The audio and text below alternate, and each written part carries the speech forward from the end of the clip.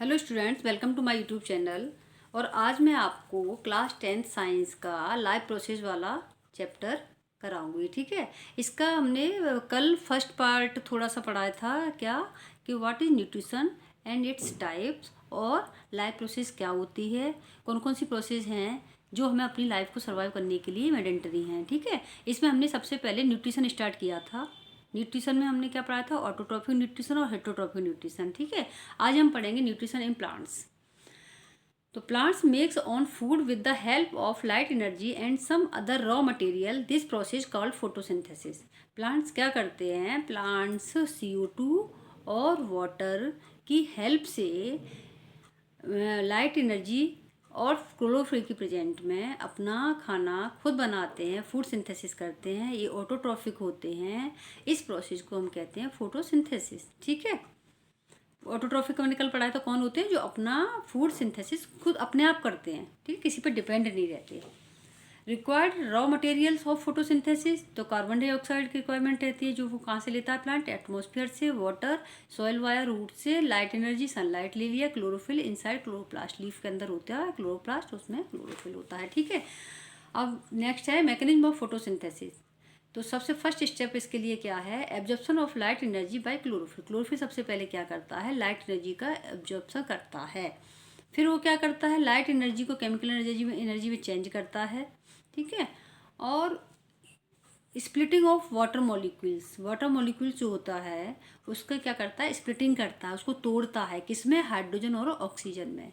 ठीक है। ये ऑक्सीजन जो वो बनता है H2O से, H2O की स्प्लिटिंग से जो ऑक्सीजन बना वो तो हमें एनवायरनमेंट में रिलीज हो गया। ठीक है। और जो हाइड्रोजन बचा, इसने क्या किया, इसने CO2 का किया रिडक्शन। किसके लिए, ग्लूकोज के फॉर्मेशन के लिए। Hydrogen use reduction of carbon dioxide to carbohydrates. ठीक है।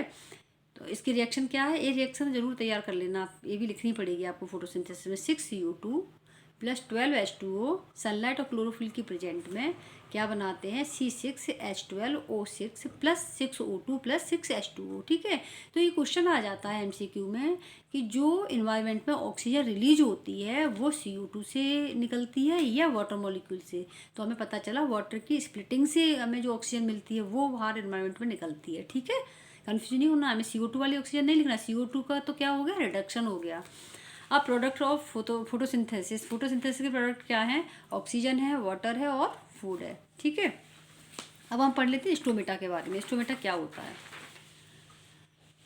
देखो, stomata are tiny pores like structure present on surface of leaves की सरफेस पर पाए जाने वाले छोटे छोटे पोर को हम क्या कहते हैं, स्टोमेटा कहते हैं। Role of stomata, exchange of gases या ट्रांसपायरेशन। दो रोल हो गया। रोल आता है लिखने के लिए आपको 1 नंबर में, तो आप क्या लिखोगे, एक्सचेंज ऑफ गैसेज और ट्रांसपायरेशन। ठीक है।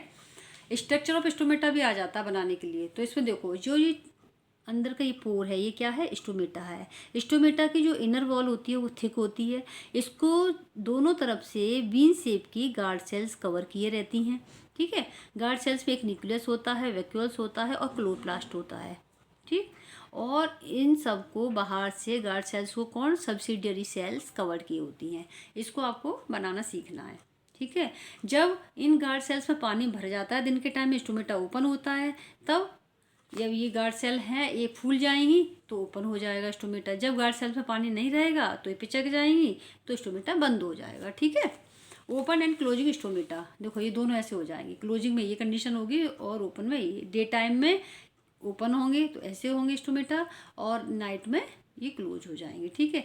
बट इसके अपोजिट डेजर्ट प्लांट में क्या होता है, इसमें जो स्टोमेटा होते हैं वो नाइट में ओपन होते हैं और डे में क्लोज होते हैं, क्योंकि टेम्परेचर बहुत ज़्यादा दिन में होता है। ठीक है। तो फिर क्या होगा, ये इसका जो वाटर होगा प्लांट्स का वो सब ट्रांसपायरेशन हो जाएगा उसका। ठीक है। तो इसलिए वो सूख जाएगा प्लांट। तो वो क्या करते हैं कि दिन में अपने स्टोमेटा क्लोज रखते हैं और नाइट में ओपन करते हैं। ठीक है। तो ये क्या करते हैं कि रात को ही CO2 अंदर ले लेते हैं, एंटर करती है CO2 इन प्लांट्स में, और वाटर एब्जॉर्ब करते हैं बाई रूट्स के द्वारा, और एक इंटरमीडिएट मैलिक एसिड एक का फॉर्मेशन कर लेते हैं अपने अंदर। ठीक है। और दिन में क्या करते हैं, जब स्टोमेटा क्लोज होते हैं तब ये सनलाइट का एब्जॉर्प्शन करते हैं। एब्जॉर्ब करने के बाद लाइट एनर्जी को उसकी हेल्प से ये मैलिक एसिड का ग्लूकोज में कन्वर्सेशन कर लेते हैं। ठीक है। ये किस में होता है? डेजर्ट प्लांट में। अब हम पढ़ लेंगे न्यूट्रिशन इन अमीबा।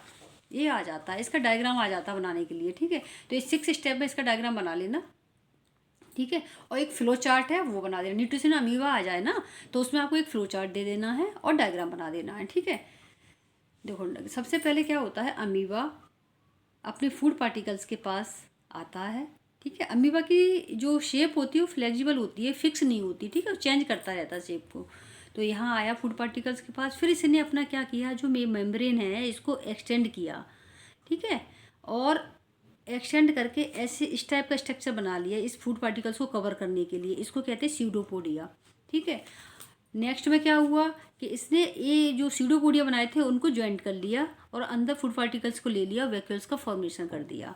इस वैक्यूल्स के अंदर ही डाइजेशन स्टार्ट हो गया और नेक्स्ट इसने जो डाइजेस्टेड फूड था उसका एब्जॉर्प्शन किया नेक्स्ट स्टेप में, फिर इसका एसिमिलेशन हुआ फूड का, और अनडाइजेस्टेड फूड था वो एजेशन के थ्रू बाहर निकल गया, ठीक है।